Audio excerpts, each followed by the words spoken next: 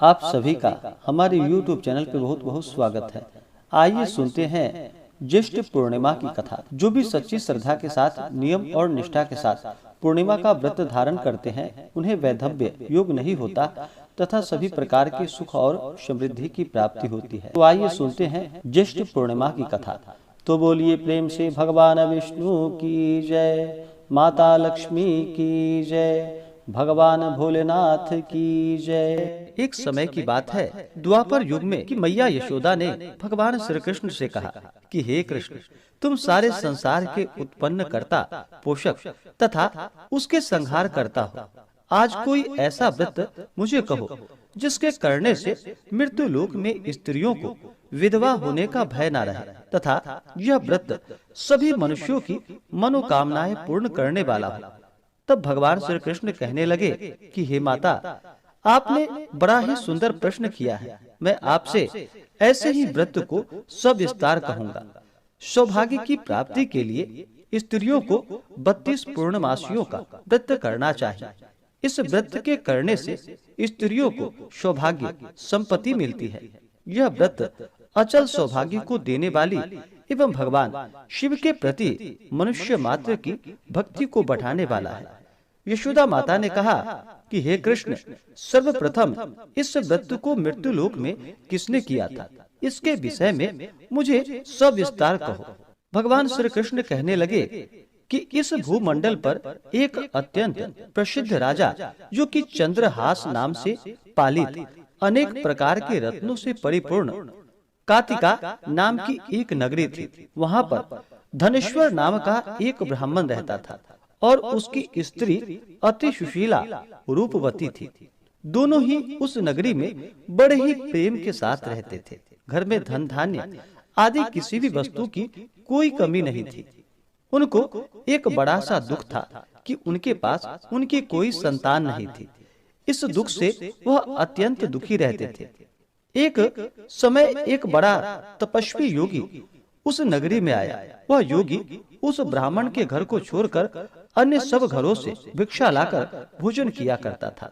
रूपवती से वह भिक्षा नहीं लिया करता था।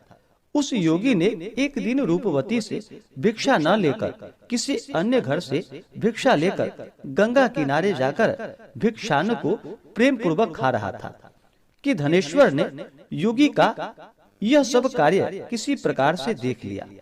अपने भिक्षा के अनादर से दुखी होकर धनेश्वर योगी से बोला कि हे महात्मन, आप सब घरों से भिक्षा लेते हैं, परंतु मेरे घर की भिक्षा कभी भी नहीं लेते। इसका क्या कारण है?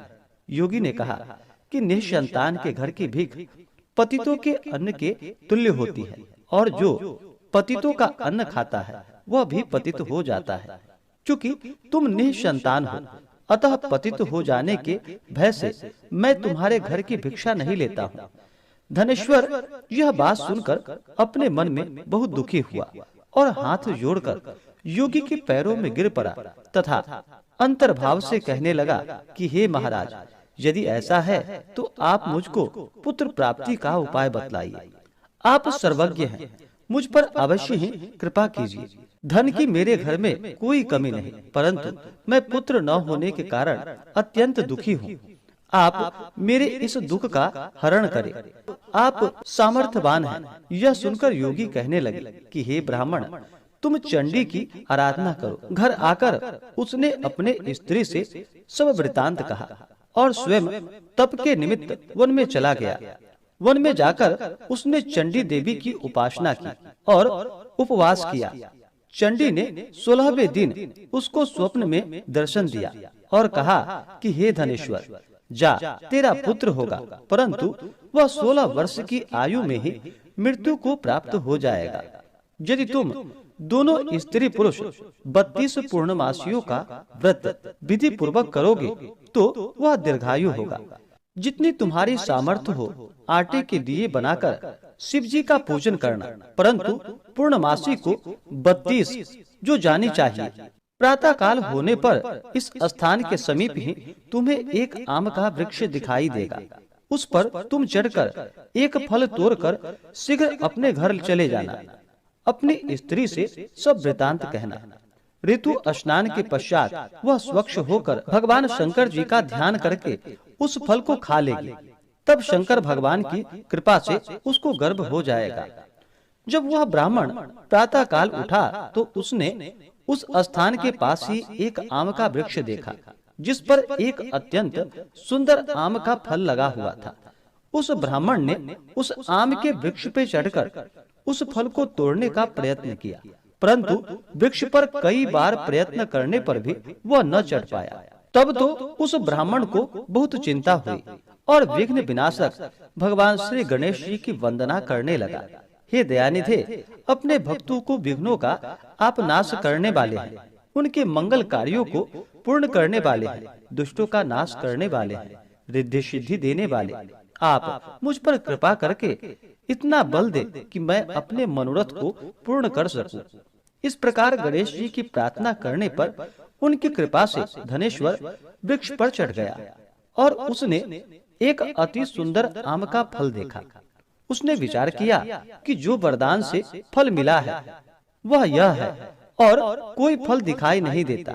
उस धनेश्वर ब्राह्मण ने जल्दी से उस फल को तोड़कर अपनी स्त्री को लाकर दे दिया और उसकी स्त्री ने अपनी पति के कथा के अनुसार उस फल को खा लिया और वह गर्भवती हो गई। देवी जी की असीम कृपा से उसे एक अत्यंत सुंदर पुत्र उत्पन्न हुआ, जिसका नाम उन्होंने देवी दास रखा।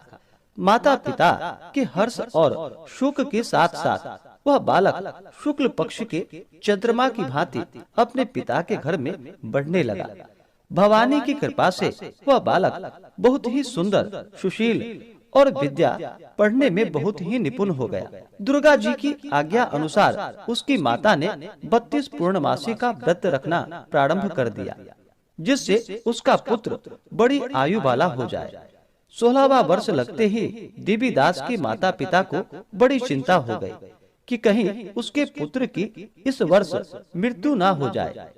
इसलिए उन्होंने अपने मन में विचार किया कि यदि यह दुर्घटना उसके सामने हो गई तो वह कैसे सहन करेगा। अस्तु उन्होंने देवी दास के मामा को बुलवाया और कहा कि हमारी इच्छा है कि देवी दास 1 वर्ष तक काशी में जाकर विद्या अध्ययन करे और उसको अकेला भी नहीं छोड़ना चाहिए। इसलिए साथ में तुम चले जाओ और 1 वर्ष के पश्चात इसको वापस लौटा लाना। सब प्रबंध करके उसके माता पिता ने काशी जाने के लिए देवीदास को एक घोड़े पर बैठाकर उसके मामा को उसके साथ भेज दिया। किंतु यह बात उसके मामा या किसी और को कहीं पता नहीं थी। धनेश्वर ने सपत्नीक अपने पुत्र की मंगल कामना तथा दीर्घायु के लिए भगवती दुर्गा की आराधना और पूर्णमासियों का व्रत करना आरंभ कर दिया। इस प्रकार बराबर 32 पूर्णमासी का व्रत पूर्ण किया। कुछ समय के पश्चात एक दिन वह दोनों मामा और भांजा मार्ग में रात्रि बिताने के लिए किसी ग्राम में ठहरे हुए थे। उस दिन उस गांव में एक ब्राह्मण की अत्यंत सुंदर, सुशील, विदुषी और गुणवती कन्या का विवाह होने वाला था। जिस धर्मशाला के अंदर वर और उसकी बारात ठहरी हुई थी, उसी धर्मशाला में देवीदास और उसके मामा भी ठहरे हुए थे। संयोगवश कन्या को तेल आदि चढ़ाकर मंडप आदि का कृत्य किया गया तो लग्न के समय वर को धनुवार्त हो गया। अस्तु वर के पिता ने अपने कुटुंबियों से परामर्श करके निश्चय किया कि वह देवीदास मेरे पुत्र जैसा ही सुंदर है, मैं इसके साथ ही लग्न करा दूं और बाद में विवाह के अन्य कार्य मेरे लड़के के साथ हो जाएगा। यह सोचकर देवीदास के मामा से जाकर बोला कि तुम थोड़ी देर के लिए अपने भांजे को हमें दे दो, जिससे विवाह के लग्न का सब कार्य सुचारू रूप से हो सके। तब उसका मामा कहने लगा कि जो कुछ भी मधुपर्क आदि कन्यादान के समय वर को मिले वह सब हमें दे दिया जाए, तो मेरा भांजा इस बारात का दुल्हा बन जाएगा। यह बात वर के पिता ने स्वीकार कर ली। उसने अपने भांजा को वर बनने को भेज दिया और उसके साथ वह विवाह कार्य रात्रि में विधि पूर्वक संपन्न हो गया। पत्नी के साथ वह भोजन न कर सका और अपने मन में सोचने लगा, न जाने यह कैसे स्त्री होगी। वह एकांत में इसी सोच में गर्म निश्वास छोड़ने लगा। तब उसकी आंखों में आंसू भी आ गए। तब वधू ने पूछा कि क्या बात है, आप इतने उदास व दुखी क्यों हो रहे हैं? तब उसने सब बातें जो वर के पिता व उसके मामा में हुई थी उसको बतला दी। तब कन्या कहने लगी कि यह ब्रह्म विवाह के विपरीत हो कैसे सकता है? देव, ब्राह्मण और अग्नि के सामने मैंने आपको ही अपना पति बनाया है, इसलिए आप ही मेरे पति हैं। मैं आपकी ही पत्नी रहूंगी, किसी अन्य की कदापि नहीं। तब देवी दास ने कहा कि ऐसा मत करिए, क्योंकि मेरी आयु बहुत थोड़ी है। मेरे पश्चात आपकी क्या गति होगी, इस बातों को अच्छी तरह विचार लो। परंतु वह दृढ़ विचार वाली थी। बोली कि जो आपकी गति होगी वही मेरी गति होगी। हे स्वामी, आप उठिए और भोजन करिए, आप निश्चय ही भूखे होंगे। इसके बाद देवीदास और उसकी पत्नी दोनों ने भोजन किया तथा शेष रात्रि वे सोते रहे। प्रातः काल देवीदास ने अपने पत्नी को 3 नगों से जड़ी हुई एक अंगूठी दी, एक रुमाल दिया और बोला कि हे प्रिय, इसे ले लो और संकेत समझकर स्थिर चित्त हो जाओ। मेरा मरण और जीवन जानने के लिए एक पुष्प वाटिका बना लो, उसमें सुगंधी वाले एक नव मल्लिका लगा लो, उसको प्रतिदिन जल से सींचा करो और आनंद के साथ खेलो कूदो तथा उत्सव मनाओ। जिस समय और जिस दिन मेरा प्राणांत होगा ये फूल सूख जाएंगे, और जब ये फिर हरे हो जाएं, तो जान लेना कि मैं जीवित हूँ। यह बात निश्चय करके समझ लेना, इसमें कोई संशय नहीं। यह समझाकर वह चला गया। प्रातः काल होते ही वहाँ पर गाजे बाजे बजने लगे और जिस समय विवाह के कार्य समाप्त करने के लिए वर तथा सब बाराती मंडप में आए, तो कन्या ने वर को भली प्रकार से देखकर अपने पिता से कहा कि यह मेरा पति नहीं है, मेरा पति वही है जिसके साथ रात्रि में मेरा पानी ग्रहण हुआ था। इसके साथ मेरा विवाह नहीं हुआ। यदि यह वही है तो बताए कि मैंने इसको क्या दिया। मधुपर्क और कन्यादान के समय जो मैंने भूषण आदि दिए थे उन्हें दिखाए तथा रात में मैंने क्या गुप्त बातें कही थी वह सुनाए। पिता ने उसके कथानुसार वर को बुलवाया। कन्या की यह बातें सुनकर वह कहने लगा कि मैं कुछ नहीं जानता। इसके पश्चात लज्जित होकर वह अपना सा मुंह लेकर वहाँ से चला गया और सारी बारात भी अपमानित होकर वहाँ से लौट गई। भगवान श्री कृष्ण बोले कि हे माता, इस प्रकार देवीदास काशी विद्या अध्ययन के लिए चला गया। जब कुछ समय बीत गया तो काल से प्रेरित होकर एक सर्प रात्रि के समय उसको डसने के लिए वहाँ पर आया। उस विषधर के प्रभाव से उसके शयन का स्थान चारों ओर से विष की ज्वाला से विषैली हो गई, परंतु वृत्रराज के प्रभाव से उसको काट नहीं पाया, क्योंकि पहले ही उसकी माता ने 32 पूर्णमासी का व्रत कर रखा था। इसके बाद मध्याह्न के समय स्वयं काल वहाँ पर आया और उसके शरीर से उसके प्राणों को निकालने का प्रयत्न करने लगा, जिससे वह मूर्छित होकर पृथ्वी पर गिर पड़ा। भगवान की कृपा से उसी समय पार्वती जी के साथ भगवान शंकर जी वहाँ से आ गए। उसको मूर्छित दशा में देखकर माता पार्वती जी ने भगवान शंकर से प्रार्थना की कि हे प्रभु, इस बालक की माता ने पहले 32 पूर्णमासी का व्रत किया था, जिसके प्रभाव से हे भगवान आप इसको प्राण दान दे। भवानी के कहने पर भक्त वत्सल भगवान श्री शिव जी ने उसको प्राण दान दे दिया। इस व्रत के प्रभाव से काल को पीछे हटना पड़ा और देवीदास स्वस्थ होकर बैठ गया। उधर उसकी स्त्री उसके काल की प्रतीक्षा किया करती थी। जब उसने देखा कि उस पुष्प वाटिका में पत्र पुष्प कुछ भी नहीं रहे, तो उसको अत्यंत आश्चर्य हुआ और जब वह वैसे ही हरी भरी हो गई तो वह जान गई कि वह जीवित हो गए हैं। यह देखकर बहुत प्रसन्न मन से अपने पिता से कहने लगी कि पिताजी, मेरे पति जीवित हैं, आप उनको ढूंढिए। जब 16वां वर्ष व्यतीत हो गया तो देवीदास भी अपने मामा के साथ काशी से चल दिया। इधर उसके ससुर उसको ढूंढने के लिए अपने घर से जाने वाले थे। वह दोनों मामा भांजा वहाँ पर उसी समय आ गए। उनको आया देखकर उसका ससुर बड़ा ही प्रसन्नता के साथ अपने घर में उसे ले गया। उस समय नगर के निवासी भी वहाँ पर इकट्ठे हो गए और सबने निश्चय किया कि अवश्य ही इस बालक के साथ इस कन्या का विवाह हुआ था। उस बालक को जब कन्या ने देखा तो वह पहचान ली और कहा कि यह तो वही है जो संकेत करके गए थे। तदुपरांत सभी कहने लगे कि भला हुआ जो यह आ गया, और सब नगरवासी ने आनंद मनाया। कुछ दिन के बाद देवीदास अपनी पत्नी और मामा के साथ अपने ससुर के घर से बहुत सा उपहार आदि लेकर अपने घर के लिए प्रस्थान किया। जब वह अपने गांव के निकट आ गया तो कई लोगों ने उसको देखकर उसके माता पिता को पहले ही जाकर सारी खबर बता दी। तुम्हारा पुत्र देवीदास अपनी पत्नी और मामा के सहित आ रहा है।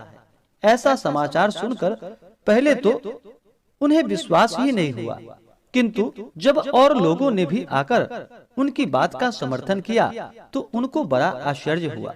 लेकिन थोड़ी देर में ही देवीदास ने आकर अपने माता पिता के चरणों में अपना सिर रखकर उन्हें प्रणाम किया और उसकी पत्नी ने अपने सास व ससुर के चरणों को स्पर्श किए तो माता पिता ने अपने पुत्र और पुत्र वधू को अपने हृदय से लगा लिया और दोनों की आंखों में प्रेमाश्रु बहने लगे।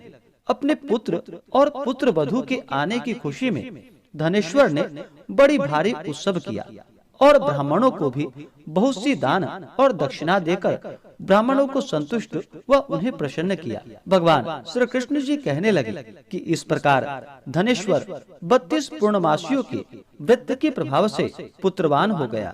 जो भी स्त्रियां इस व्रत को करती हैं वे जन्म जन्मांतर में वैधव्य का दुख नहीं भोगती और सदैव सौभाग्यवती रहती हैं। यह मेरा वचन है, इसमें कोई भी संदेह नहीं है। यह व्रत पुत्र पौत्रों को देने वाला तथा संपूर्ण मनोकामनाओं को पूर्ण करने वाला है। 32 पूर्णमासियों के व्रत करने से व्रती की सभी इच्छाएं भगवान शिव जी की कृपा से पूर्ण हो जाती हैं। तो बोलिए प्रेम से भगवान श्री कृष्ण की जय। लक्ष्मी नारायण भगवान की जय। भगवान भोलेनाथ की जय। माता पार्वती की जय। सर्व देवी देवता की जय। इसी प्रकार से जो भी भक्त सच्ची श्रद्धा के साथ नियम और निष्ठा के साथ पूर्णिमा तिथि के दिन व्रत रखते हैं उनके सभी प्रकार के दुख और कष्ट दूर हो जाते हैं तथा सुख समृद्धि की प्राप्ति होती है। तो आशा करता हूँ कि यह जानकारी आपको अच्छा लगा हो।